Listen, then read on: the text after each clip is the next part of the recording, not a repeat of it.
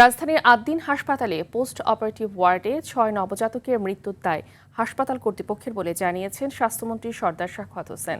মন্ত্রী বলেন, তদন্ত প্রতিবেদনে স্পষ্টভাবে আদ্দিনের নার্স ও ডাক্তারদের দায়িত্বে অবহেলার প্রমাণ মিলেছে।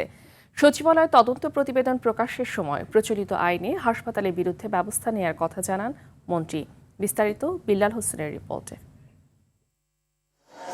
গেল ২৭ মে রাজধানীর আদ্দিন হাসপাতালে পোস্ট অপারেটিভ কক্ষে চিকিৎসাধীন অবস্থায় ৬ নবজাতকের মৃত্যু হয়। এই ঘটনার প্রকৃত কারণ তদন্তে কমিটি গঠন করে স্বাস্থ্য অধিদপ্তর এবং স্বাস্থ্য মন্ত্রণালয়। তদন্ত কমিটি বুধবার প্রতিবেদন জমা দিলেও বৃহস্পতিবার সচিবালয়ে তদন্ত রিপোর্ট প্রকাশ করেন স্বাস্থ্যমন্ত্রী সরদার সাখাওয়াত হোসেন। স্বাস্থ্যমন্ত্রী বলেন, হাসপাতালটির পোস্ট অপারেটিভ রুমে এসি বিকল ও অক্সিজেনের স্বল্পতা কমে কার্বন ডাই অক্সাইডের মাত্রা বেড়ে যাওয়ায় মৃত্যুর কারণ। নিম্নলিখিত বিষয়গুলোকে মৃত্যুর কারণ হিসেবে বিবেচনা করা যায়। ছোট বদ্ধ কক্ষে অতিরিক্ত মানুষের উপস্থিতি, দীর্ঘক্ষণ এসি বন্ধ থাকা এবং বিকল্প কোনো ভেন্টিলেশনের ব্যবস্থা না থাকায় বাতাসে অক্সিজেনের পরিমাণ কমে যাওয়া এবং কার্বন ডাই অক্সাইডের পরিমাণ বেড়ে যাওয়া, যা নবজাতক শিশুর দীর্ঘ সময় টিকে থাকার পক্ষে অসম্ভব হয়ে পড়েছিল।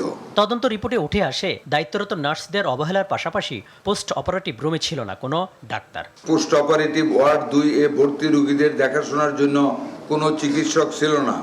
খ, উক্ত পোস্ট অপারেটিভ ওয়ার্ড 2-এ দায়িত্বরত সেবিকাদের জরুরি পরিস্থিতি মোকাবেলায় প্রয়োজনীয় প্রশিক্ষণ প্রদান করা হয়নি। গ, উক্ত পোস্ট অপারেটিভ ওয়ার্ড নাম্বার 2-এ আলো বাতাস চলাচলে ভেন্টিলেশন জন্য প্রয়োজনীয় পদক্ষেপ গ্রহণ করা হয়নি। মন্ত্রী বলেন, ভবনটি হাসপাতালের কার্যক্রম পরিচালনার উপযুক্ত নয় বলে উঠে এসেছে তদন্ত প্রতিবেদনে। ভবনটি হাসপাতালের কার্যক্রম পরিচালনার জন্য উপযুক্ত নয়। নবজাতক এবং রোগীর লোকসহ প্রায় 50 জনের উপস্থিতি ছিল, যা ধারণ ক্ষমতার চেয়ে অনেক বেশি।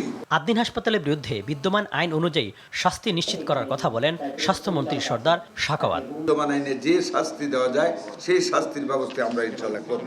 বিল্লাল হোসেন, RTV, ঢাকা। হিসেবে একটা মামলা